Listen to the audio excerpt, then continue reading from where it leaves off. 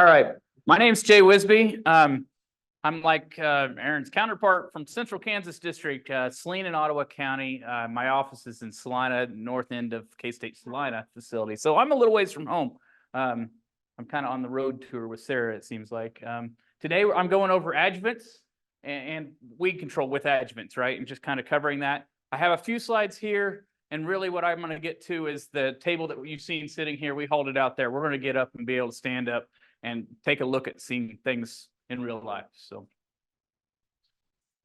all right, so adjuvants, just kind of back to a little bit of the basics, right? So it's a substance added to a formulation or the spray tank in order to modify the herbicide activity or the application characteristics. And essentially all this is a slide kind of showing you the idea of adjuvants actually make up a small part of the tank, right? Or even our product doesn't make much of a tank part. Most of it's water, right? We're spraying 99% water. The adjuvants actually make up a tiny little percentage, but that percentage as far as herbicide activity is very crucial, and that's kind of what we're going to cover a little here.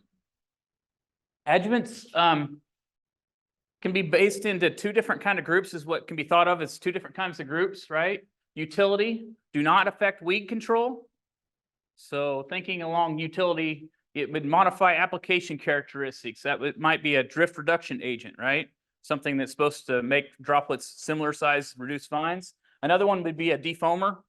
Those are adjuvants. There's more. There's other kinds of adjuvants that might fall into that characteristics, but yeah, that's a utility type agent.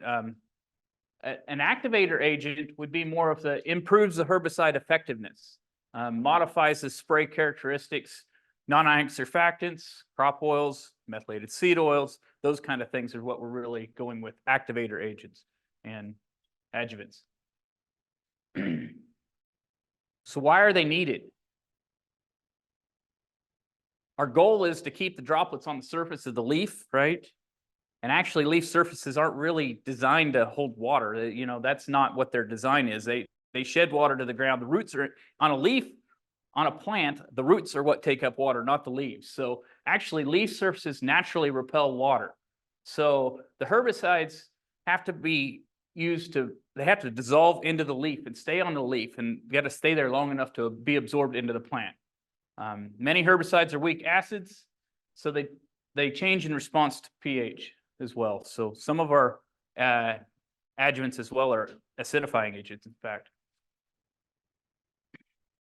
I think we all understand this, right? If you forget to put the actual chemistry in your tank and you only put your adjuvant in there, you're not going to get much control, right? That should be self-explanatory, but they do not have herbicidal activity alone. So things to think about, what factors affect adjuvant selection? Herbicide chemistry. So some herbicides call for one adjuvant versus others call for others, and you need to be aware of that. And the chemistry, these companies that make these herbicides, they spend a lot of time and money to get their product right so that they work. And the label is going to tell you what that one that they prefer is on there. So herbicide chemistry. Another one's water chemistry, right? Weed characteristics, what particular weed you're going after, the concern for crop response, and then environment. So environment might be how drought stressed are they, you know, how much, you know, what time of day, those kind of things also affect adjuvant selections. So do you guys, I found this kind of fascinating. How do you know what adjuvant you're buying is a quality adjuvant? Is there any, these things aren't actually regulated by the EPA.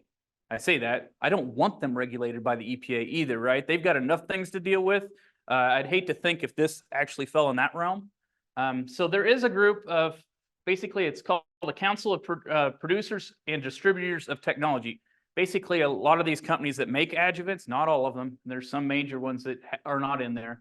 They kind of come together and create this little label. So the idea is if they, this is just their certificate, their approval list, essentially. They put their own stamp of approval on, yes, we do say that is a non-ionic surfactant, no matter whose name is on the top of the jug.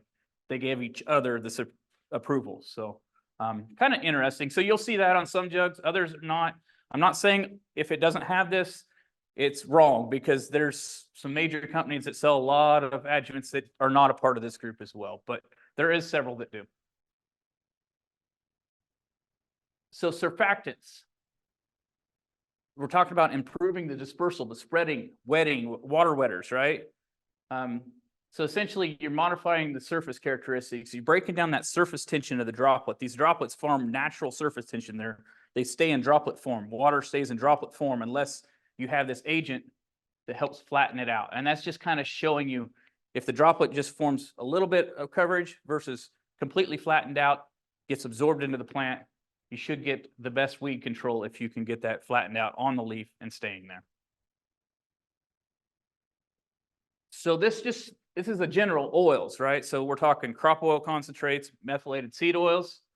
The purpose of oils in general is to soften that waxy cuticle, that leaf surface, right? It sits there, it tries to get into the leaf.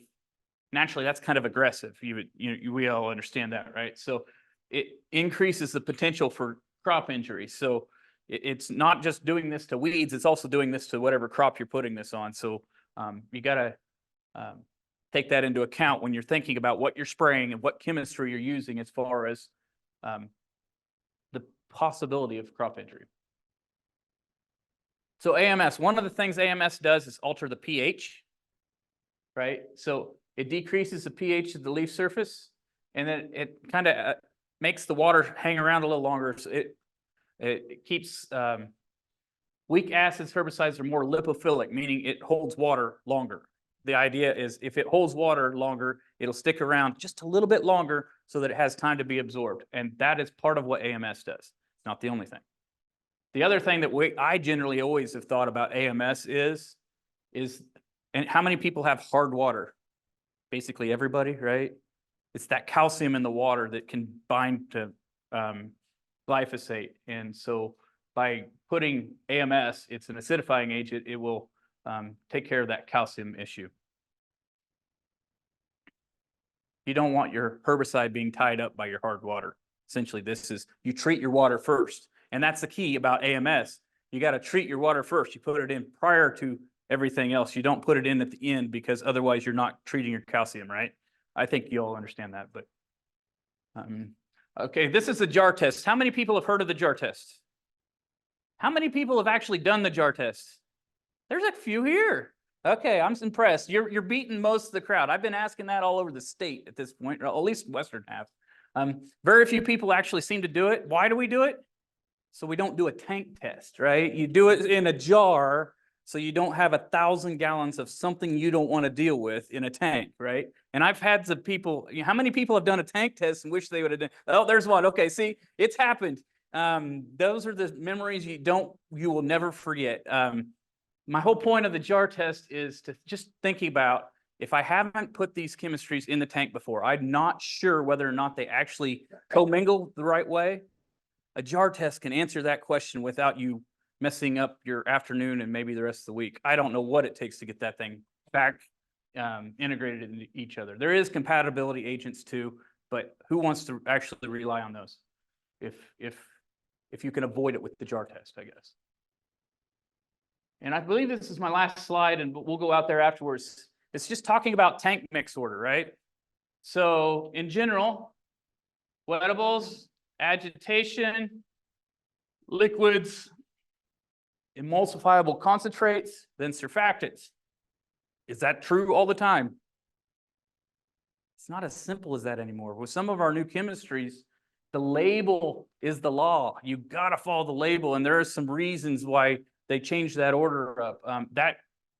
I think that was more of a tradition than it is something that we know all the time at this point. So that's what I have for standing up here and talking at you. We're going to go over there. We've moved the table, and we're going to look at some different surfactants and on some paper and just take a look and have a discussion out there. So this will get you out of your seat, and yeah.